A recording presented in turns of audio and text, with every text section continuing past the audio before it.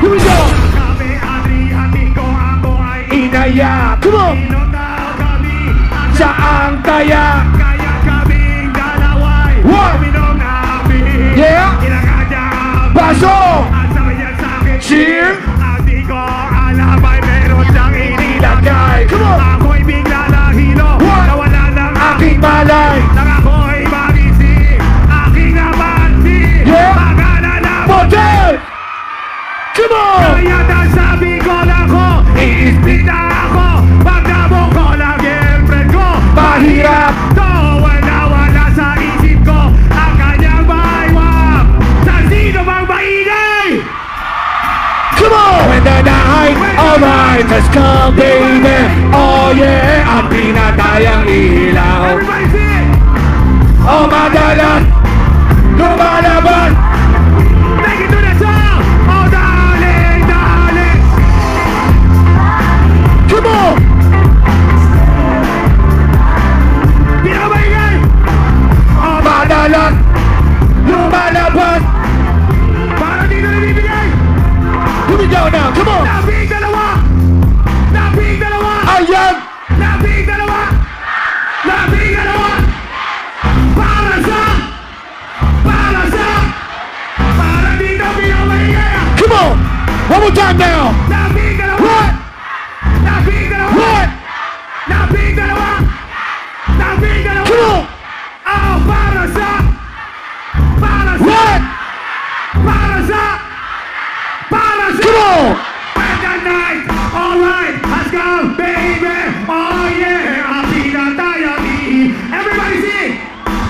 Oh man, Dalas! Lumalabas! ito ang kaiway ang mga kamay. Come on! When the night, let's go, baby. Oh yeah! Pinatayang ilaw. Come on! Oh madalas, lumalabas. Banyo queen. Come on now! Ibibigay. Dito ba ibibigay? What? Dito ba ibibigay? What? Dito ba ibibigay? Come on! Dito ba ibibigay? Here we go! Labing dalawa! Labing dalawa! What? Paano ito ang pinakamaingay? Come on! Come on! Labing dalawa! Labing dalawa! What? Labing dalawa! What? Labing dalawa! What? Ito ba ang pinakamaingay? Come on! Ito ba ang pinakamaingay? Bring down!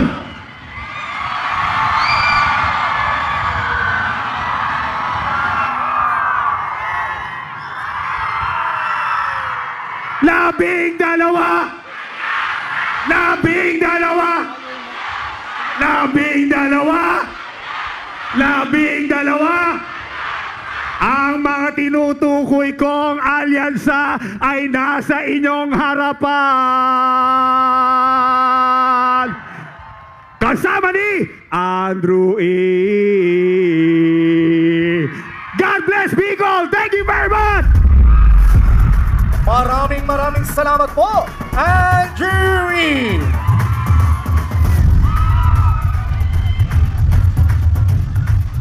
Mga kababayan, ang Pangulo ng Republika ng Pilipinas, His Excellency Ferdinand Romualdez Marcos Jr. Maraming salamat po. Anong sabi ni Andrew E? 12! 12! Para sa magandang hapon po sa inyong lahat. Good afternoon po, Bicol. Maraming salamat sa inyong lahat. At kayo'y nakarating dito sa aming counting rally para ipakilala po at magpakilala ang aming mga kandidato para sa Senado sa darating na halalan, na darating sa Mayo.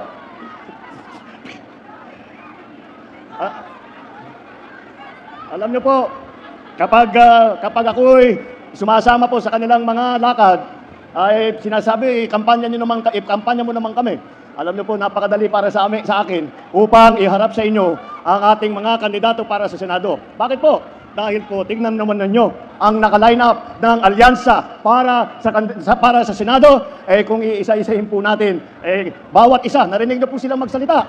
Narinig niyo po sila na kung ano ang kanilang nagawa. Narinig niyo po kung ano ang kanilang mga pinaplano kapag sila ay naluklok sa mataas na office ng Senate. Yan po, kaya naman. At isa-isa, sasabihin natin, madaling sabihin, di kalidad po itong ating mga kandidato. Pat pinagsama mo halos ito na yung dream team kung tatawagin para sa politika. Ito na yung dream team para sa Senado. Kaya po ay nais namin muli na iharap sa inyo ang ating mga kandidato ng alyansa. Kung pupunahin po ninyo, ang kadalasan kapag may kampanya, lahat po ng mga kandidato, isa lang ang suot na kulay. Kung titignan nyo po kami, ay iba-iba po ang aming suot. Dahil po, iba-iba po ang pinanggalingan namin ng mga political party. Kaya po natawag po kami na alyansa. Dahil po, kahit na lahat po tayo ay may sariling pananaw sa mga sitwasyon sa ating minamahal na Pilipinas. Lahat sa atin ay may sariling pananaw kung ano ang mga solusyon para sa Pilipinas. Ngunit, tayong lahat, bawat Pilipinong nagmamahal sa kanyang kapwa Pilipino, pare-parehong iniisip, kailangan nating tulungan at pagandahin ang buhay ng bawat Pilipino. Kailangan nating pagandahin ang Pilipinas. Kaya naman po, nagkaroon po tayo ng alyansa na nanggaling po sa iba't ibang mga political party. Dahil sa kanilang pag-iisip, sa kanilang hangarin, ay makabuti, makatulong. At kahit na sino ang tutulong na magpakapit-bisig po sa amin, ay sinasama po namin para isama po natin sa pagtulong sa pagpapaganda ng buhay ninyo. Para sa pagbibigay ng trabaho. Para sa pagpapaganda ng inyong pag-alaga sa inyong kalusugan. Pinag-exercise pa kayo ni Senator Pia. Tignan nyo, hanggang sa rally pa lang, meron na siyang nagawa na health para sa inyong lahat. Ito po natin. Kaya po madali pong masabi na kami po ay ang tunay na alyansa na nagsama upang pagandahin, upang tumulong, upang magserbisyo sa taong bayan. Tingnan po natin kung ano yung ating mga kandidato. 8 po sa kanila ay nanggaling na po sa Senado. Nandiyan po si Senator Cayetano, Senator Lacson, Senator Lapid, Senator Marcos, Senator Pacquiao, Senator Revilla, Senator Tolentino, at Senator Soto. Ngunit si Senator Soto rin, ay lahat po sila ay matagal nang naging legislator at marami na silang nagawang pagpapatulong, magsusulat ng magagandang batas. Bukod pa ron, si Senator Soto ay naging Senate President pa. Ay masasabi ko, dahil sarili kong karanasan, dahil po nung senador ako, siya po yung Senate President namin. At alam na alam ko kung paano siya magpatakbo. Kahit po nagtatalo kaming mga senador. Alam niyo naman kami, mahilig kami magdebate. Si Senate President namin talagang nahahanapan niya ng paraan na mag-agree po lahat. Kaya po, pag sila ay nabalik na sa Senado, alam na po nila ang gagawin nila. Alam na po nila ang trabaho. Alam na po nila ang mga problema na kailangan bigyan ng solusyon. At alam nila kung paano patakbuhin, paano gamitin ang pamahalaan upang magdala ng serbisyo sa taong bayan. Sa katunayan, ito po naman ay galing po sa House of Representatives, naging congressman po. Andiyan po, Congressman Abalos, Congressman Binay, Congressman Marcos, Congressman Cayetano, Congressman Pacquiao, Congressman Tulfo, Congressman Villar. Yan po mga record nila. Nakita niyo po, very experienced po. At alam po nila kung paano ang mga pasikot-sikot sa gobyerno. Alam po nila kung paano ang pandarin na mabuti ang ating pamahalaan. Dahil hindi lamang sa mababang kapulungan, kundi pati na sa House of the Senate, ay may experience silang lahat. Kaya po, pagka sila ay naupo muli, ay may pabayaan na, papaubaya na po natin sa kanila. Ako po, sa palagay ko, ako na ang pinakamapalad na Pangulo kung sila ay mahalal lahat. Dahil kung yan ang mga kasamahan ko, napakarami po nating magagawa, napakarami po kayong mararamdaman na benepisyo na nanggaling sa national government. Apat naman, ang nagsilbi, kung hindi sa kabinete, ay sa tinatawag na cabinet rank, bali secretary sila. Andiyan po si Secretary Abalos ng DILG, ng local government. Dahil po, nung ako'y umupo at iniisip ko, sino ba ang maganda siguro, nakakaunawa sa mga issue ng local government, may balita ako na meron daw magaling na mayor dati sa Mandaluyong na maraming natanggap na premyo. Kaya sinabi ko, ayan, marunong yan, nakakaintindi. Kaya DILG Secretary noon, si Secretary Ben-Hur Abalos. At si Erwin Tulfo naman, naging Secretary po ng DSWD. Ganun din po ang aking pag-iisip. Noong umupo po ako bilang Pangulo, sabi ko, sino ba ang kilala ko na walang ginawa araw at gabi kung hindi tumulong sa mga ating mga kababayang nangangailangan. At kaagad, naisip ko po, kilala ko yan, kaibigan ko yan, naging partner ko pa sa radyo yan. Ang ating magiging Senator, Senator Erwin Tulfo.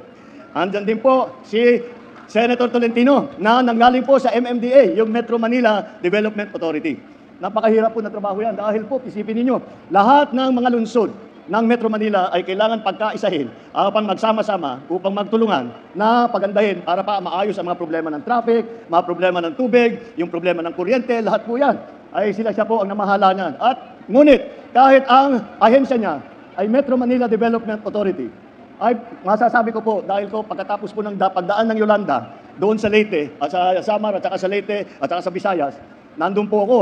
At panay ang hingi po namin ng tulong sa national government. At mabagal po ang response. Ngunit, ang una pong dumating na ahensya, hindi po namin nakalait. Ang unang dumating na ahensya sa Tacloban, sa Leyte, hanggang sa lahat ng Samar na tumulong na may dala na heavy equipment para mahanap po namin yung mga survivor po, para malinis po namin ang aming lugar. Ang unang dumating po ay ang MMDA na hindi lang po Metro Manila ang sinisilbihan. Siya po, nandun po, nagkita po kami ni Senator Tolentino doon sa Tacloban at nakatulong siya ng napakalaki. Si Senator Lacson naman, yun din. Siya ay naging Presidential Assistant for the Rehabilitation and Recovery ng Yolanda Rehabilitation, si Senator Ping Lacson. Siya po, pagkatapos ng pagdaan ng bagyo, lahat po ng mga tulong na hinihingi namin na ibinigay ng iba't ibang ahensya ay dyan po nang galing. Dyan po nang galing sa yung ating Presidential Assistance for Rehabilitation for Yolanda. Ito, Senator Ping Lacson, sila ang nagplano, nagpatayo ng bahay, nagdala ng mga relief goods, nagdala ng lahat ng pangangailangan, nagbigay ng trabaho para sa mga nasiraan ng kanilang hanapbuhay. Yan po ang ating naging rehabilitation czar ng Yolanda. Ngunit bukod pa po dyan, si Senator Lacson po, siguro naman maalala ninyo, Senator Lacson po ay naging hepe ng PNP, chief ng buong PNP ng buong Pilipinas. At pinagmamalaki po niya, ang unang pagpasok na sa pagka-chief PNP, ang una daw ganyang ginawa ay sinukat daw niya yung mga tiyan ng mga pulis at siniguro niya na walang matatabang pulis para madaling makahabol ng mga magnanakaw. Yan po. At nung panahon po na chief PNP siya, yung approval rating ng pulis ay napakataas po. Hanggang ngayon po, hindi nyo napantayan yung approval rating na nakuha ni Chief PNP na ating butihing Senator Lacson. Alam po nila, ang trabaho from every level, mula po sa House of Representatives, mula po sa lokal, mula po hanggang po sa Senado. Alam nila, ang gobyerno ay kung paano patakbuhin at nakikita po natin sa naging performance po nila sa nakaraan. Kitang-kita naman po natin, sila ay nandyan upang tumulong. Hindi sila tumatakbo sa Senado upang manggulo. Nandyan po sila at nakikita mo po sa record nila na wala silang iginawa sa buong buhay nilang lahat kung hindi tumulong po sa taong. Tatlo naman po sa kanila, nabanggit ko, local government. Tatlo po sa kanila ay naging gobernador ng mga iba't ibang probinsya. Ang nauna po ay yung ate ko, si Governor Aimee, naging gobernador po dun sa amin sa Ilocos Norte. At marami pong yumaman po mga Ilocano nung dumating po si Gov. Aimee at gumanda ang Ilocos Norte at nakita po natin ang effect ng magaling na gobernador. Isa pang magaling na gobernador, Governor Lito Lapid ng Pampanga. Aba, maraming fans si paring Lito.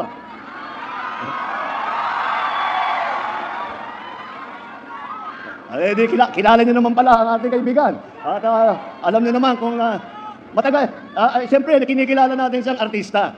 Pero action star. Hanggang ngayon, action star pa rin. Pero po, sasabihin ko po sa inyo, dahil sabay din po kami na senador, masasabi ko po sa inyo, baka hindi nyo nakikita ang ginagawa ng trabaho, ang ginagawa ng pag-aaral upang ulit makasulat ng magagandang batas upang gawin ang lahat, upang makapagserbisyo po sa taong bayan. At ang isa pa, naku, siguro kilala nyo ito, ang governor ng probinsya ng Cavite, Governor Bong Revilla.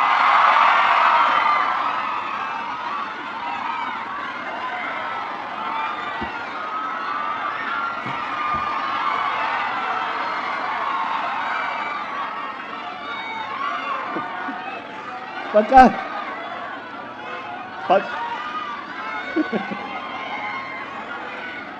naririnig ko kayo, naiisip ko, mali yata ang pinasukan ko trabaho, dapat nag-showbiz naman. Pero isa pa yon, kilala niyo siya, dahil nakikita siya sa television, sa sine, action stand din. Hindi niyo po masasabi, pero hindi niyo po alam ng gobernasyon. Kung titingnan niyo po, kung kayo po ay nakakadayo, nakakabisita sa Cavite, at nakita ninyo ang Cavite noon, at tignan po ninyo ang Cavite ngayon, makikita nyo napakarami ang ginanda ng probinsya ng Cavite dahil po sa trabaho na ginawa ng Governor Bong Revilla. O dito lang po tayo sa local government. 3 naman sa ating kandidato ay naging mayor ng iba't ibang lungsod. 3 po. Mayor Abalos ng Mandaluyong City. Siya po ay siguro sa lahat ng mga, siya isa sa mga mayor ng lungsod, city mayor, na nakatanggap ng napakaraming premyo, napakaraming pagkikilala dahil sa kanyang mga ginawa, dahil sa dami ng kanyang natulungan, at bukod pa ron sa kanyang mga bagong patakbo, bagong sistema na ginaya po namin ng ibang local government. Ganyan po, yan po ang dating mayor, Mayor Abalos ng Mandaluyong. Andyan din po ang naging mayor ng, alam niyo po ito, City of Tagaytay. Sinong naging mayor dito sa kasama natin? Senator Tolentino po, naging mayor. O, kita niyo, hindi niyo alam.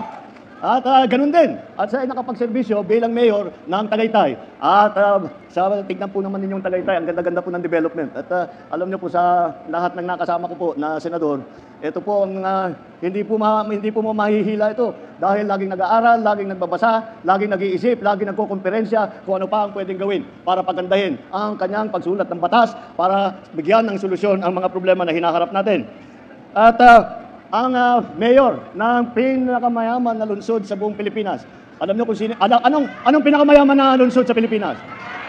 O sinong mahiwagang mayor ng Makati? O, kita mo. Alam niyo po, kami lahat na nasa local government noon, tinitignan namin ng Makati. Sabi namin, sarap naman maging mayor ng Makati, ang yaman-yaman ng Makati City. Ngunit, hindi po, ginamit po niya yung yaman na yun para ulit tulungan ng tao. Ang dami po, sa Makati, halos lahat na ng serbisyo, lahat ng benepisyo, libre na eh. Kaya lahat kami, gusto namin lumipat sa Makati, pero hinaantay pa lang namin yung 100 years old namin na binibigyan kami ng cake. Pero yan po ang patakbo nila, yan po ang patakbo sa Makati. Lahat po ng serbisyo na ninanais ng tao, galing po sa lungsod, ay halos lahat po ay libre na. Dahil tama po, hindi winaldas ang yaman ng lungsod, ginamit para tulungan ang taong bayan. At hindi po baka kalain po ninyo na kinakalimutan po natin ang mga kababaihan. At hindi po, maliwanag naman po. Ay sa line-up po namin, 4 po dito ay babae. At hindi pangkaraniwang mga babae po ito. Kilala ko silang lahat. So, wala nang kasing tapang, wala nang kasing sipag, wala nang mas malaking malasakit, mas malaking puso kaysa sa 4 itong mga ating kandidato para sa Senado. Kaya aasahan po ninyo, kapag nandyan sila sa Senado, ang 4 na kandidato natin ay sila ay titiyakin nila na malakas ang boses ng kababaihan, na ipagtatanggol ang karapatan ng ating mga kababaihan. Yan po ang ating mga lady senators. At baka akalain po ninyo na ang ating mga senador ay tiga Maynila lahat. Hindi naman po siguro tama yun dahil maraming iba't ibang lugar na kinakailangan na naunawaan ng mga senador kung anong mga pangyayari doon, ano ang lagay doon, kung maganda ba ang sitwasyon, kung may kailangan ayusin. Kaya marami pong sa ating mga kandidato kung saan po galing sa Pilipinas. Unahin na po natin ang ating champion, si Senator Manny Pacquiao ng Bukidnon, Sarangani, Jensan. Alam mo, kilala niyo naman si Sen Manny. Ayos. Sen Manny, baka hindi mo alam, nung nagbo-boxing ka, nanonood kami sa television, ganyan pa rin ang sigaw namin. Manny, Manny, Manny. Si Erwin Tulfo naman ay Dabawenyo. Dahil doon siya po lumaki at sa Davao at sa Sulu, kung saan po na-destino ang kanyang ama na naging bayani ng ating bansa. Yan po, ang si Erwin Tulfo po. At palagay ko, na hindi nyo na naabutan ito, ngunit hindi nyo siguro alam ito. Ang unang Senator Soto ay galing po sa Cebu. Kaya po, ang ninuno ng ating SP, Senator Tito Soto, ay galing naman Bisayakman, galing sa Cebu. At alam nyo naman kaming dalawa ni Sen Aimee, kilala nyo po ang aming ina, si Imelda. Si Imelda ay waray-waray man. Kaya yan po, talagang makita ninyo, kung saan-saan po. At sila nakaikot na kung saan sila pinalaki, kung paano nila nauunawaan ang sitwasyon sa bawat lokal. At ito siguradong hindi ninyo alam. Ang pinakabata po natin na kandidato rito, pinakabata pero isa pa sa pinakamasipag ito, pinakamabait at mabuting tao ito, si Camille Villar. Ang ninuno po na, siya po ay Ilongga. Kaya yung pong mga ninuno niya doon po nanggaling. At marami na po siyang ginagawa doon na marami bilang congressman at kahit noong private citizen lang. Mga kababayan, malinaw po ang direksyon ng aming grupo ng alyansa na ito. Ito ay para sa kaunlaran, para sa kapayapaan, at hindi para ito sa pag-aaway-away at sa pag-aapi. Ang kailangan po natin para tayo'y umunlad, hindi po ang pananakot o paninigaw. Ang kailangan po natin ay solusyon, hindi mga mainit at maanghang na salita na wala namang kalbuluhan at wala namang kinalaman sa pinag-uusapan. Ang mga kandidato ng alyansa ay kasama natin sa pagpapataguyod ng interes at kapakanan ng bawat Pilipino. Ipaglalaban po namin ang ating soberanya at karapatan sa pamamagitan ng diplomasya at dignidad. Hindi po natin isusuko ni isang pulgada ng ating teritoryo at hindi tayo kailangan sumunod sa kahit na sino pang dayuhan. Tayo po ay may ganap na karapatan at dapat makinabang sa yaman sa ating sariling bayan. Sa laban kontra sa krimen at droga, hindi natin kailangan dumaan sa madugong solusyon. Wala kaming paniniwala na ang solusyon sa krimen at sa droga ay ang pumatay ng libo-libong Pilipino. Mga tamang paraan para tiyakin ang kapayapaan at kaayusan, ayon ay sa pamamagitan ng mga buong pusong suporta sa ating mga kapulisan at sa ating mga local government. Pagdating naman po sa ekonomiya, sa trabaho, hindi po natin kailangan umasa sa mga iligal na operasyon, kagaya po ng Pogo na naging pugad ng krimen at karahasan. Ang solusyon po ay tunay na trabaho, kabuhayan, suporta sa maliliit na mga gawa, sa maliliit na mga ating mga magsasaka at mangingisda. Magkaisa po tayo, kagaya po ng aming pagkakaisa. Magkaisa po tayo at tayo'y magsama-sama muli. At tayo'y magsama-sama upang maabot natin ang ating pangarap, ang ating pinapanaginip ng magandang bagong Pilipinas. Yan po ang hangarin ng alyansa. Yan po ang hangarin ng aming pagsasama. Kaya po kami nagsama upang palaguin, pagandahin ang serbisyo ng gobyerno.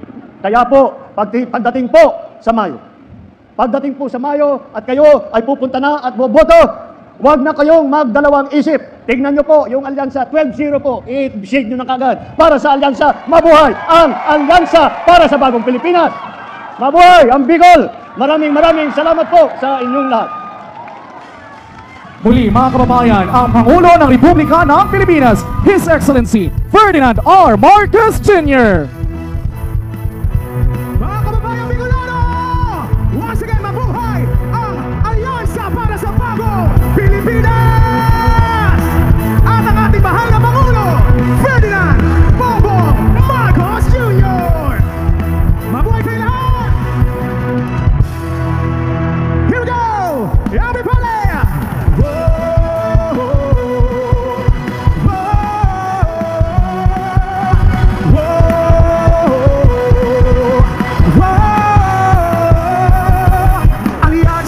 Pagkakaisa, alyansa para sa pag-unlad. Come on!